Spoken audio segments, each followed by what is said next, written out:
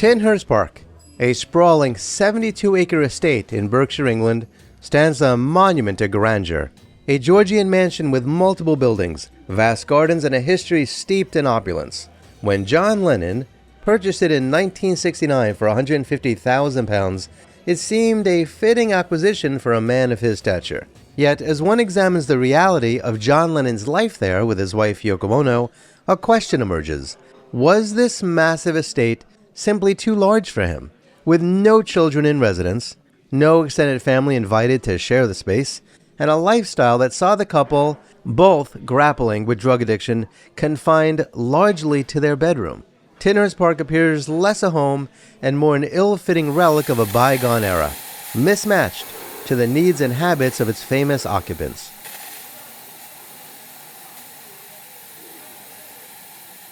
Welcome along, fellow time travelers. This time around, we are going to travel back in time and talk about John Lennon's Tittenhurst Park estate. I've written a few books about it, and I've produced a ton of videos about it. Let's be honest, we would all love to have access to a mansion like that.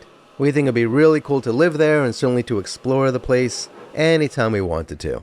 But when I look at some of these incredible mansions that rock stars owned, especially people like the Beatles, I can't help but thinking, what in the world do they do with all of it? And in most cases, they didn't do anything with all of it. It was simply too big for them. So let's talk about that in reference to John Lennon and Tittenhurst Park. So sit back and pour yourself a cup of coffee, or a tankard of tea, or a mug of mead, or a chalice of cider, or a flagon filled with any beverage of your choice, and join me at the corner table of the Campfire Cafe.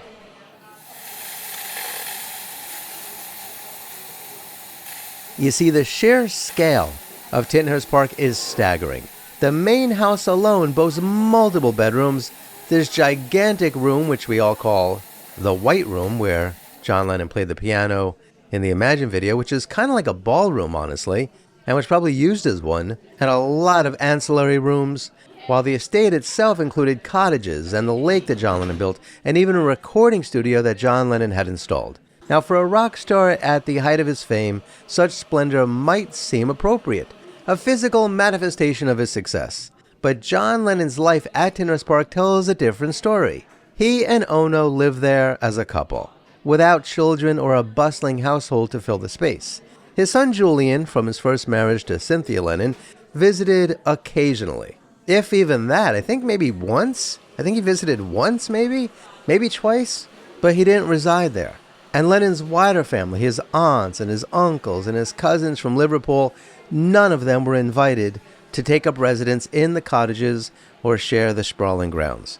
Now, many of you might be saying, well, why should he? Who would do that? Why would you do that? Well, that's how things were when estates like Tittenhurst Park were built. Once upon a time, people actually enjoyed being around their family, and they made room for them. And so this absence of a familial presence raises the first point of contention. A mansion of this size, designed for large households or aristocratic dynasties, stood in contrast to the isolated, insular existence John and Yoko cultivated, which, by the way, they had every right to.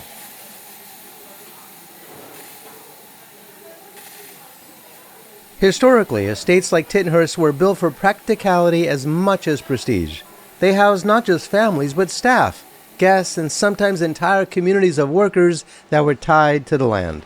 In the late 18th and 19th centuries, a property of this magnitude would have buzzed with activity. Servants in the kitchens, gardens tending the lawns, children playing in the halls. By 1969, however, John and Yoko inhabited it with minimal staff, relying on a small circle of assistants rather than a full retinue. The couple's lifestyle did not demand the vastness the estate offered. Instead of hosting grand parties or filling the rooms with life, they retreated inward, leaving much of the property underutilized.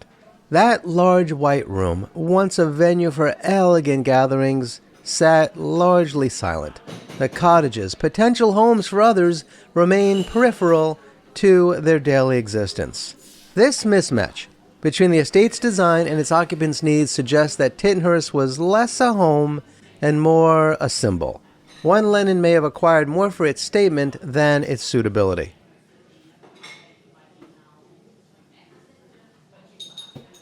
Compounding this disconnect was the couple's well-documented struggle with drug addiction during their time at Tittenhurst. After the Beatles disbanded in 1970, John and Yoko's heroin use escalated, a habit that began in the late 1960s and persisted into the early 1970s.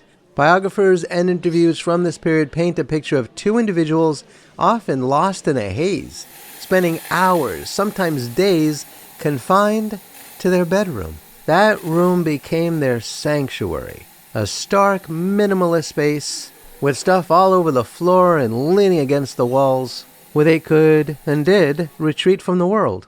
In this context, the abundance of Tittenhurst Park feels almost absurd. Why on earth would anybody maintain a 72-acre estate with beautiful gardens and all kinds of wonderful trees with multiple buildings when your life revolves around a single room?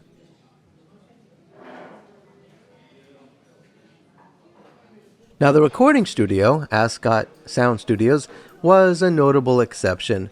Lennon used it to create his Imagine album in 1971, but even this was mostly a solitary pursuit. Yeah, I know his band was there, but like I said, for the most part, it was a solitary pursuit. It's not like it was a commercial environment with people coming and going at all different hours of the day and night. And so his life was not one that required the estate's full expanse. The rest of the property, including, of course, the lake that he had built, became a backdrop rather than a necessity, highlighting the incongruity between the estate's scale and John and Yoko's reality.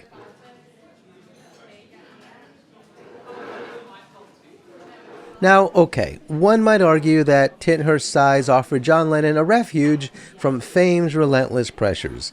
I mean, the Beatles' dissolution left him exposed, and the estate's seclusion, shielded by trees and the distance from London, provided a buffer. Yet, this justification falters when one considers how little of the space he engaged with. If privacy was the goal, a smaller, more manageable retreat could have sufficed. A cottage in the countryside or a modest home with a studio could have easily met his needs without the burden of maintaining a sprawling estate. Instead, Tittenhurst's magnificence seems to reflect an impulse purchase, a decision driven by wealth and whimsy rather than practicality. John Lennon himself hinted at this in later interviews, essentially describing the estate as a place to keep his stuff, suggesting that it was more of a storage solution for his fame and all of his possessions than a tailored living space.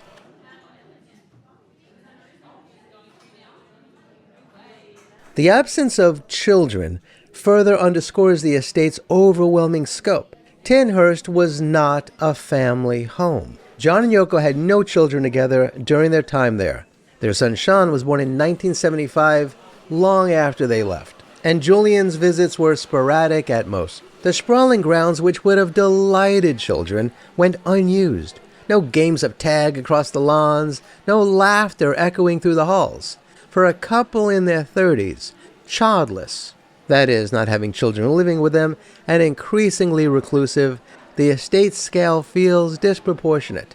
Now contrast this with John Lennon's earlier life in Liverpool, where he grew up in a modest home like Mendip's, or even his time in New York's Dakota building later in life, a luxurious, and quite big, but more contained space. Tittenhurst, by comparison, looms as an outlier, an experiment in living that didn't quite fit.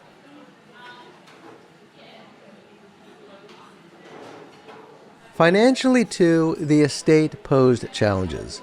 Now, sure, John Lennon could afford the purchase, no doubt about that, but its upkeep was another matter.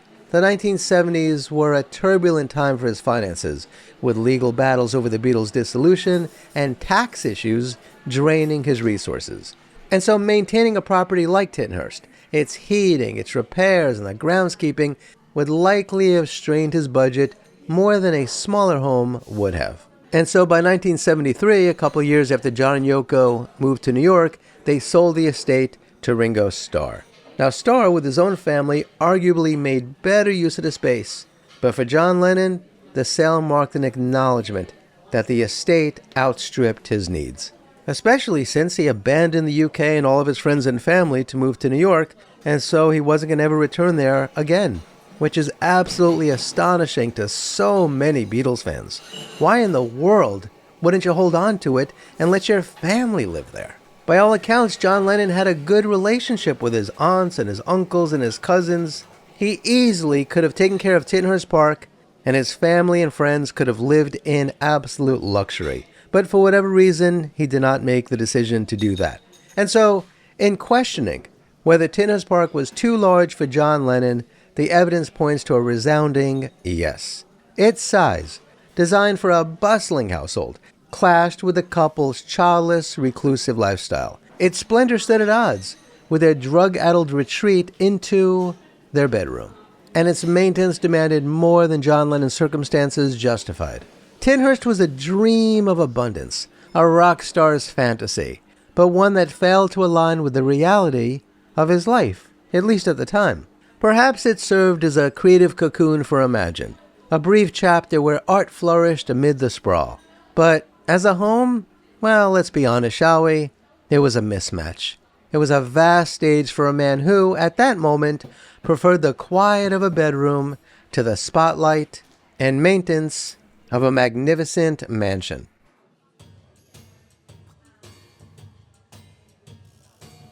So, what do you think of Tittenhurst Park and John Lennon living there? Do you think it was way too big for him? Yeah, it was a beautiful estate. We would all love to be able to own it, and we all kind of wish he still kept it, because maybe he would not have moved to New York where, obviously, as we all know, tragedy awaited. But it sure seems like it was way too much for just him and Yoko to live in alone. Even if they had just one kid, 72 freaking acres, and a massive mansion and all those buildings, I don't know. Seems like a lot. Please share your thoughts in the comments below.